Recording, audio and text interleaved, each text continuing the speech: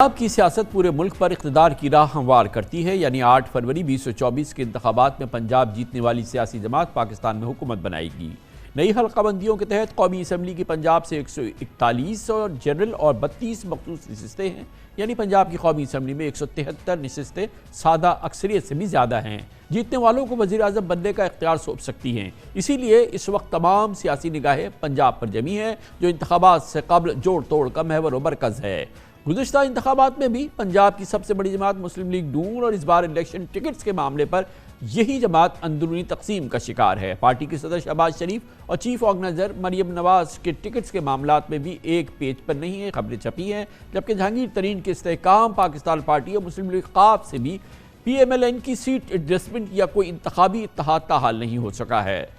इसी हवाले से खबरें यह हैं कि टिकट्स की तकसीम पर नून लीग में पार्टी की चीफ ऑर्गेनाइजर मरियम नवाज और पार्टी सदर शहबाज शरीफ की तरजीहात अलहदा हैं। पार्टी कायद नवाज शरीफ के लिए फैसला मुश्किल हो रहा है। वो अपनी बेटी मरियम नवाज को मशवरा माने या वो ना माने, भाई शहबाज शरीफ की राय को फौकियत दें, मगर हालात अभी पूरी तरह से साजगार नहीं है। मसलन जड़ावाला के हल्के NA-76 में मरियम नवाज तलाल चौधरी को टिकट देने की हामी है, जबकि शहबाज शरीफ PTI से मुनरिफ होने वाले साबिक MNA मलिक नवाब शेर वज़ीर की हिमायत कर रहे हैं। इसी तरह गुजरावाले में शहबाज शरीफ ग्रुप पार्टी के अपनी party secretary general Ataullah Tarar की हिमायत कर रहा है, जबकि मरियम नवाज ग्रुप पार्टी के देरीन रुकन और साबिक MNA महमूद बशीर वर्ग की हामी है। बहरहाल पाकिस्तान मुस्लिम लीग नून में इस हवाले से तकसीम की खबरें मुसलसल आ रही हैं। हालात किसी सूरत से भी अंदरूनी तौर पर साजगार नहीं है। इस मौजू में बात करते हैं और इसके लिए हमें ज्वाइन कर रहे हैं, लाहौर से हमारे साथ मौजूद है मुमताज़ सहाफ़ी हैं, जुल्करनैन ताहिर हमारे साथ हैं, और लाहौर से ही हमारे साथ हमारे नुमाइंदे खुसूसी हसन रज़ा भी मौजूद हैं। बहुत बहुत शुक्रिया। जुल्करनैन साहब, पहले आप बताइए, आज आपने बड़ी उम्दा खबर लिखी है कि अंदरून पाकिस्तान मुस्लिम लीग नून टिकट्स तकसीम के हवाले से जो इख्तलाफात है वो मामूल से कहीं ज़्यादा हैं, इसको थोड़ा एक्सप्लेन कीजिए। जी, थैंक यू कामरान साहब फॉर इनवाइटिंग मी। देखिए, मुस्लिम लीग नून जो इस वक्त मसाइल का शिकार है टिकट अवार्ड करने को, उसकी कपल ऑफ रीज़न्स हैं। पहले तो ये है कि जो इनको इस पार्टी को छोड़ गए थे 2018 में, वो वापस आ गए हैं। उसके अलावा फिर एक हवा बनी हुई है कि PML नून उसमें आ रही है, गवर्नमेंट में आ रही है, गवर्नमेंट फॉर्म कर रही है, तो जो इलेक्टेबल्स हैं उनका रुख भी इनकी तरफ है। और जो थर्ड वन है जो कि इनके लिए एक बड़ी लाइबिलिटी के तौर पे ये ले रहे हैं, वो है इस्तेहकाम पाकिस्तान पार्टी और PMLQ। ज़्यादा इस्तेहकाम पाकिस्तान पार्टी, जिन्होंने इनसे आपके सामने ही है कि 110 सीटें डिमांड की हैं, 70 प्रोविंशियल असम्बली की और 40 जो है नेशनल असम्बली की। तो मेरी नून लीग वालों से बात हो रही थी, वो कह रहे थे कि भाई अगर ये 110 में से एक सिफर हटा दें तो then we get down and then it's a serious business, हम बात कर सकते हैं। लेकिन coming back to this thing कि इस्तेहकाम पाकिस्तान पार्टी का जो बोझ इनको उठाना है, तो ये उठाना है जिनके घोड़े पे सवार होके ये अब आगे गवर्नमेंट में आना चाह रहे हैं, तो बात उनकी माननी पड़ेगी। उनका ये है कि कम से कम उनको अकोमोडेट करें जिन्होंने बुज़दार की गवर्नमेंट हटाई, फॉरवर्ड ब्लॉक बनाया पंजाब में, और नेशनल असम्बली में हेल्पफुल हुआ इमरान खान को घर भेजने के लिए, और पंजाब में बुज़दार को। तो वैसे तो ये काफ़ी एम्बिशियस हैं लाइक IPP वाले कि हमें ज़्यादा सीटें मिल जाएं, लेकिन 25 से 30 के ऊपर सीरियस टॉक हो रही है, और इस काफ़ी मुश्किल है नवाज शरीफ के लिए कि उनको इनकार किया जाए, क्योंकि उनके अपने हाथ में नहीं है, क्योंकि जाहिर है इन्होंने उनको सपोर्ट किया है। ये तो बड़ी अजीब बात है कि नवाज शरीफ के भी हाथ में नहीं है कि वो किसको टिकट दें और किसको ना दें और किस पार्टी को अकोमोडेट करें। बहरहाल ये आज की कुछ हकीकतें हैं मुश्किल।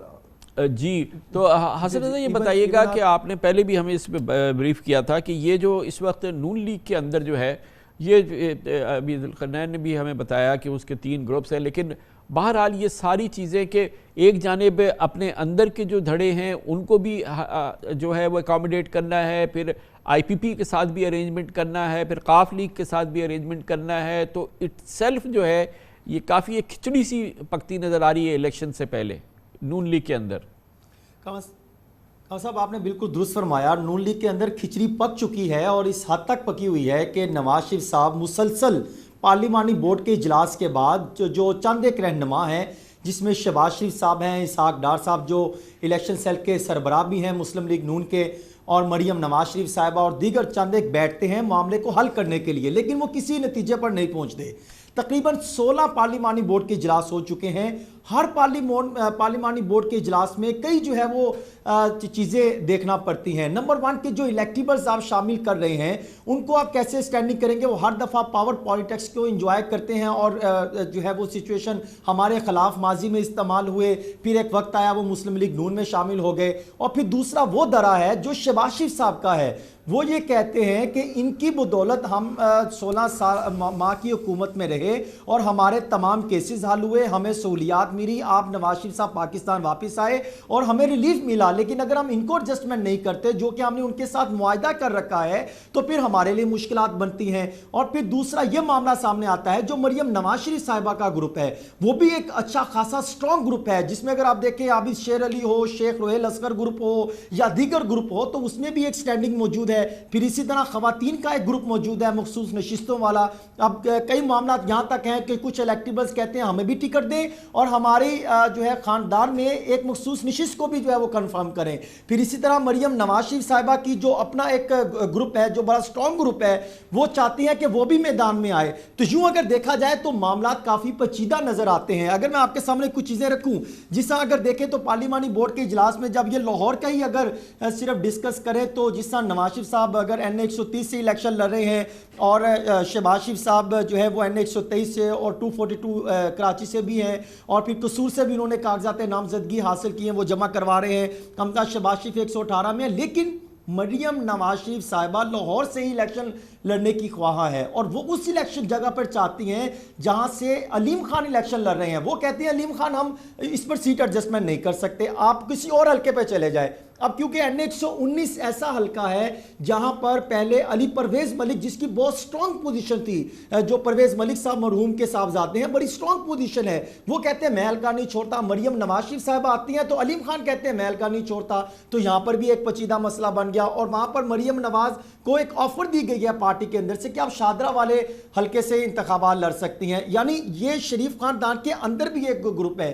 پھر اس کے ساتھ ساتھ جو الیکٹیبلز ہیں جن کو انہوں نے طے کر رکھا ہے کہ ان کو بھی ہم نے اکوموڈیٹ کرنا ہے، چاہے وہ جنوبی پنجاب ہوں، سرگودا وسطی پنجاب ہوں، جہلم گجرات، فیصل آباد بھکر راول پنڈی کا ڈویژن ہو، پھر ساؤتھ پنجاب کا معاملہ ہو، ملتان، مظفر گڑھ، خانے وال، میاں والی، رحیم یار خان، راجر پور، ڈیرہ غازی خان کے علاقے جات، یہاں پر بھی سیٹ ایڈجسٹمنٹ کے معاملات کافی یہ معاملات ہیں جس کو ابھی تک مسلم لیگ نون طے نہیں کر پائی۔ تو ذوالقرنین صاحب یہ بتائیے گا کہ اس میں اہم بات یہ ہے کہ بہرحال ایک سیریس مدد چاہیے جب گورنمنٹ فارمیشن وغیرہ کے معاملات ہوں گے نون لیگ کو آئی پی پی کے ساتھ، اور بظاہر یہ لگ رہا ہے کہ یہ کوئی ایک عام سی سیٹ ایڈجسٹمنٹس کے مسائل نہیں ہیں بلکہ کافی سیریس ایشوز ہیں، اور کیونکہ ہمیں معلوم ہے کہ ہمیشہ سے ٹریڈیشنلی جہانگیر ترین کی سیاست جو تھی وہ ظاہر ہے کہ یہ شریف برادران کے خلاف ایک وہ فلیگ بیرر تھے وہ اس سیاست کے۔ پھر علیم خان جو ہیں وہ ساری زندگی لڑتے رہے ہیں شریف برادران کے ساتھ، اور اب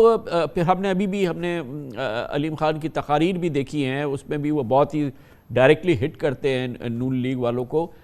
یہ کافی سیریس مسائل ہیں نا ان کے درمیان، یہ صرف سپرفیشل سیٹ ایڈجسٹمنٹس کے معاملات نہیں ہیں۔